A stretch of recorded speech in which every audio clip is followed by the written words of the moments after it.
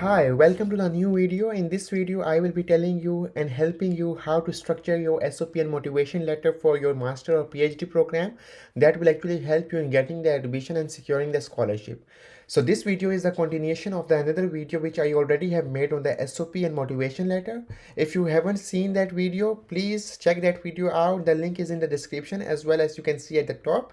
So check that video out before going to this video, and in this video I will be practically helping you in structuring your SOP and motivation letter. So right before I jump into this, it's important for you to see that what the program is actually asking you about and what are they requiring for. So we will be going through the same things that we actually saw last time. So and I will have that things in my mind, and we will be doing the structuring of the project of the things accordingly. So let's jump out. Let me share my screen, and we can go directly to the word. So you can see my screen as well as the Word file.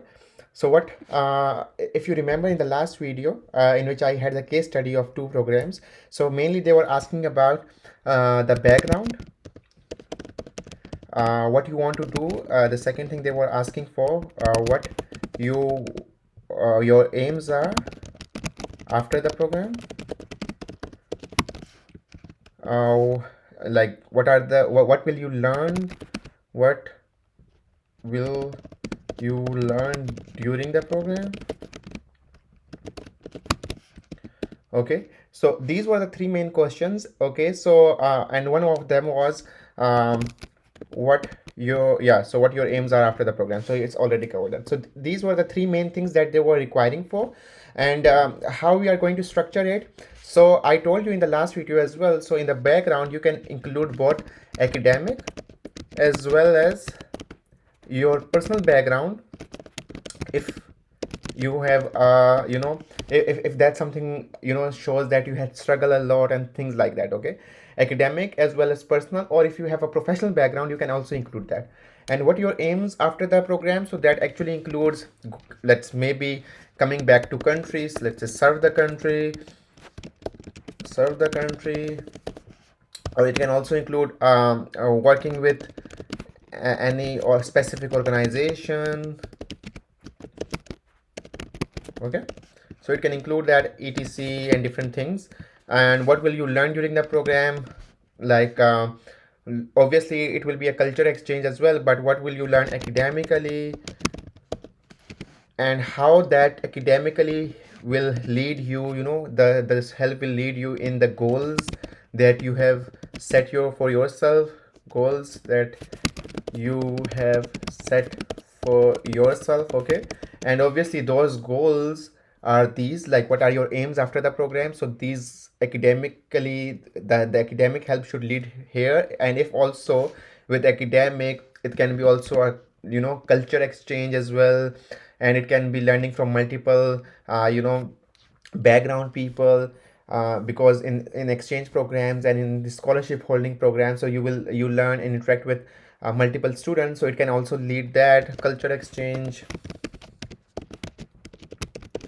Professional, you can actually work in have an internship, or you can also have a job, like if the program allows you part-time or something like that. Many programs doesn't allow, and things like that. Okay, so now how are we going to structure it? So these three things, it can be different as well. So for example, your program can ask you about what your thesis was about, or what you want to do in your thesis, let's say. Okay, so I didn't include that because it's not included in our case studies that we saw in the last video, and in which actually we had to and that two case studies we had, they actually asked for these different things, and which I have included that. So you can be included like multiple things as well depending upon your program. So it's important that you actually see your website of the program. So now how are we going to structure it? So obviously the initial opening really matters a lot. Okay, so your opening shouldn't be very simple and things like that. It should be a little attractive. Okay, so it can be open with a quote, any quote, so the beginning, the how you open it, how you open your SOP, open your SOP. But before that, or motivation letter, but right before you do that, you also have to see like how many words are allowed. In the last case studies, in what it was specifically mentioned for 500 words, how many words are allowed, and what are they looking for. So now that the if and you usually your SOP should be around 1 page, 1.5 page, not more than that. Okay, so if the SOPs, let's say we are taking it to the 500 words or something like that, you need to see that what actually you in the 500 words, the main focus should be on these three things. And after, if you are left with something, you can actually include some other things as well which you think are relevant. Okay, you don't need to include everything. You do not need to include your CV, because you are submitting your CV separately, so they can see some other stuff there. You don't need to include all of that. You need to include only the stuff which is actually a part of the specific questions. Okay, so you have to take care of that, focus on these questions. So the opening should be, like a quote or anything. I remember that I opened a quote from of the writer Dalai Lama, and it was nothing. It wasn't, it was just linked with my passion, nothing else. Okay, it wasn't linked with my major, but it was linked with my passion, and I linked my passion with. So it was it's the first paragraph. Okay, so what was your passion before your undergrad, which actually led to your major in undergrad? So relevancy really matters a lot. Okay, so obviously if you have a major in economics and you are pursuing, let's say, psychology, so you might not be able to establish that, but you have to actually see that how you can make it relevant. So it shouldn't be the abrupt change. It should actually show your desire that eventually you want to go in psychology, wanted to go in psychology and things like that, and now you have finally got a chance, so that's why you are pursuing it. It's not, I say, impossible or difficult, but it's a little tricky. Okay, so you have to make a story, and for the story you have to keep that in, you have to see from the objective point of view that whether you will be able to link that all things or not. Okay, so passion before your undergrad, major in undergrad, and then how it actually led to your, let's say, okay, so passion in okay, so major in undergrad, and then your all internships or things like that, if you did, how actually that internships helps you, and let's say why this major, then why this master program, why this PhD program will help you further. Okay, so how this will help you as well, master's program. So how I actually did that, so I thought I said that, okay, uh, with a passion to work for my country in the sectors, let's say, I wanted, when I saw things, when it comes to healthcare facilities, when it comes to the children out of a school and other, economic crisis, I thought that a better economic policies, I'm not using the exact word to, honestly speaking, but it was that I thought that a better economic policies can help our country, help my country to come out of these issues. And for that, I thought that economics can really help me with that. And that's why I pursued economics in my undergrad. And yeah, so this happens now to, let's say, then I said, okay, so to further yeah, so to further groom my abilities and increase my knowledge, to eventually help the sector through working with different relevant authorities, I further need to enhance my abilities and just like I said, and increase my knowledge. And this master program is the ideal start for me to eventually jump in the practical ground.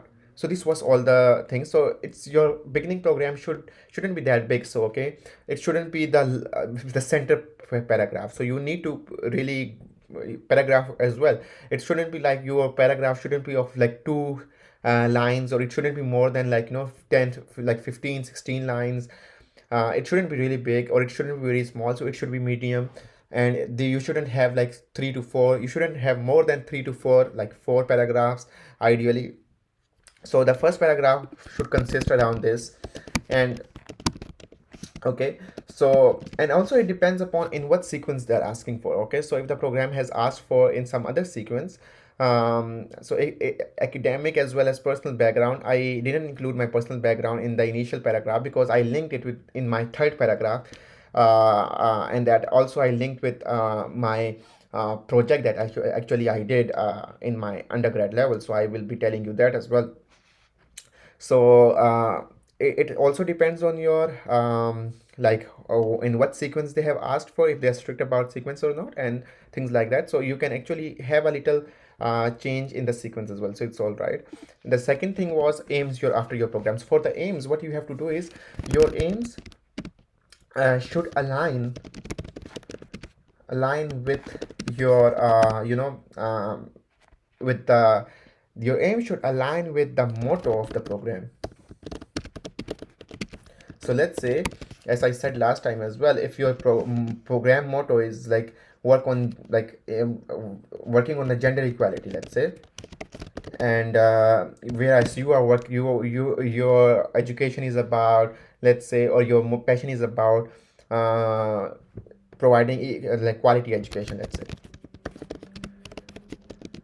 So your goal, your aim, and your program is not aligning. Your goals are not aligning with the program's motto, and the program won't be able to help you that much out. So you really need to see that you need to align your aims with the motto of the program.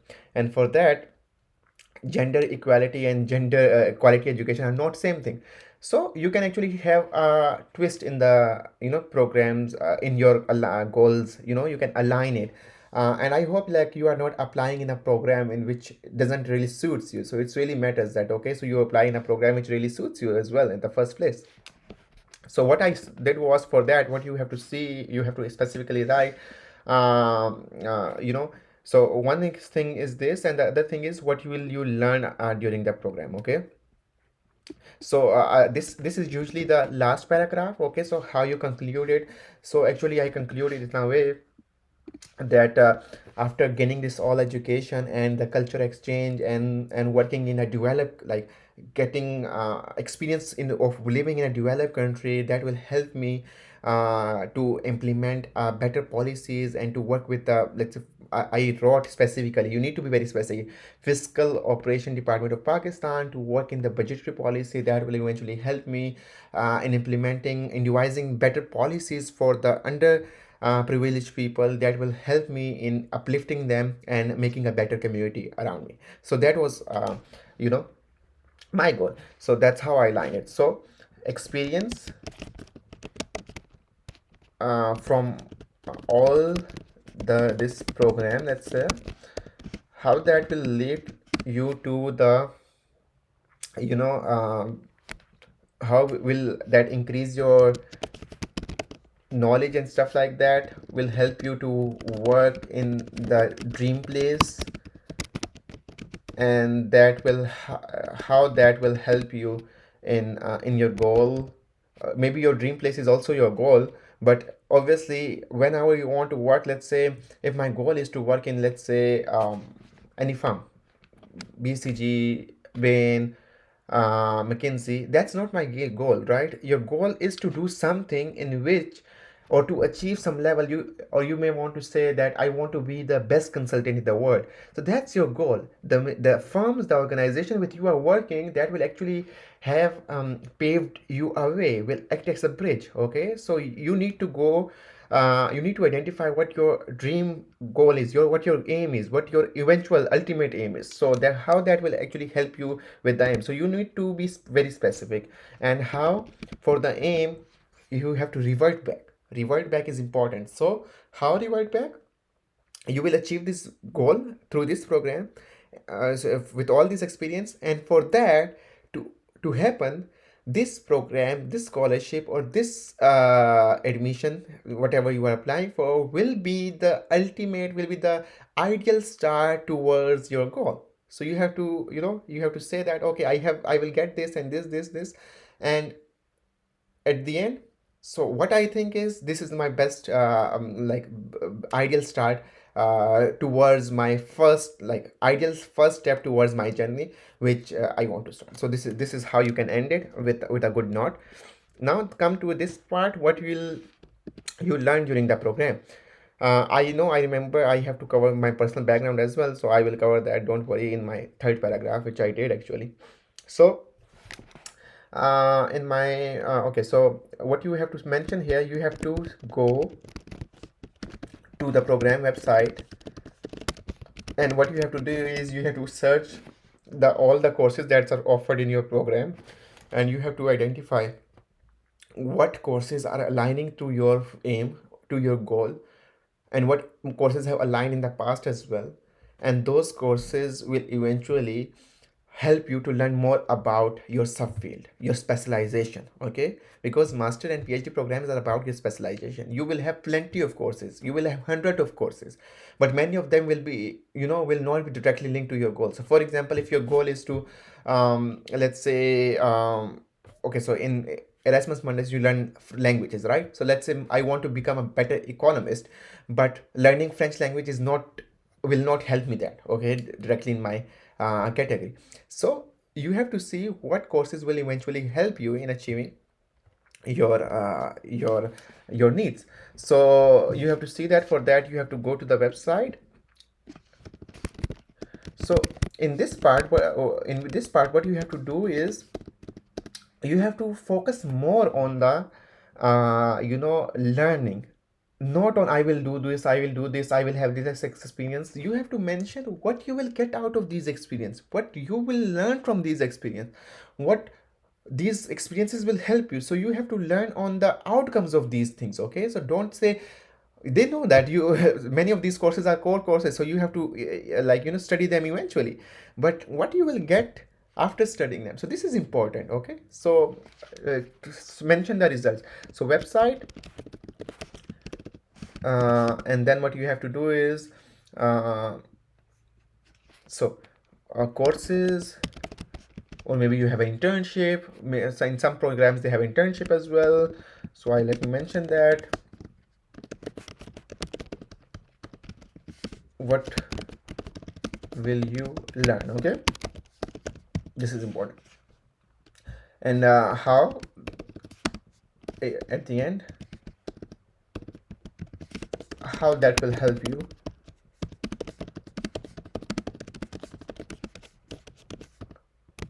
Okay, so this is an important thing.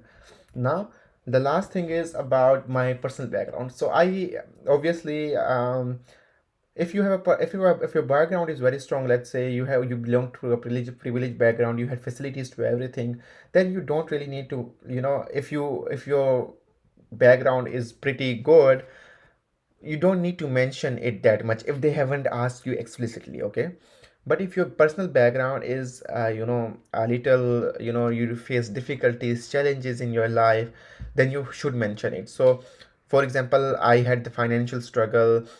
For my bachelor's, I had to secure scholarship. Without that, I couldn't even go to university. So I mentioned my I had five siblings, and my father couldn't afford my education. And for me, studying in a university was almost was like a dream. And then I got the scholarship, I got to a university, I studied, and then I secured the dean honor list, graduated with the dean honor list. And then I also got a chance to represent my country in a South Asian Economic Students Meet. There is a program of that. So so I mentioned that. And at the end, how that experience is, this is important, how your okay, so how your personal background groomed you.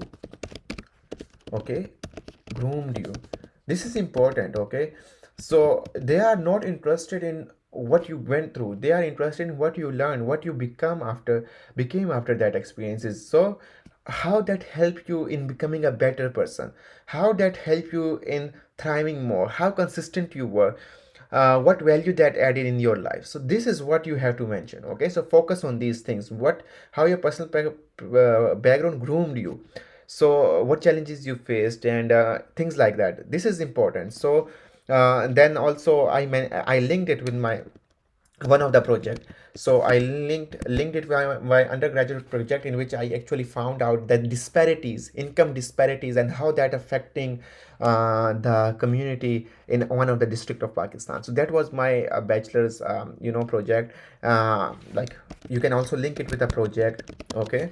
And that actually gave me how I should work in my thesis. So I revolved that. Okay, so I went through these personal challenges myself, and then I identified at a district level. No, I want to identify at the country level, and I need to see how these people can be helped. So this is how I actually eventually want to achieve in my thesis research. Okay, so this is what I mentioned in my thesis research. So I linked it with everything. This is crucial. Your uh, personal statement, your SOP, your motivation letter should be synchronized, should be in a single coherence, should have a coherence, so that everything is linked. There should be a relevancy, there should be a linkage. Otherwise things will be very difficult if they are not like, if you have, let's say, ABC at the top and you have XYZ at the second paragraph, you have messed up with everything. So it won't be the reader won't be feeling good while reading it. Like, they will have struggle. So you have to save the struggle. Okay, so you have to save all of this thing. So yeah, so this is all I had to cover in this video. In the next video I will be definitely covering how to work on your CVs and how to secure scholarship and many more tips to come. So if you like my video, do follow me on Instagram, do subscribe the channel, and stay tuned for the next videos. Till then, take care, have a good day.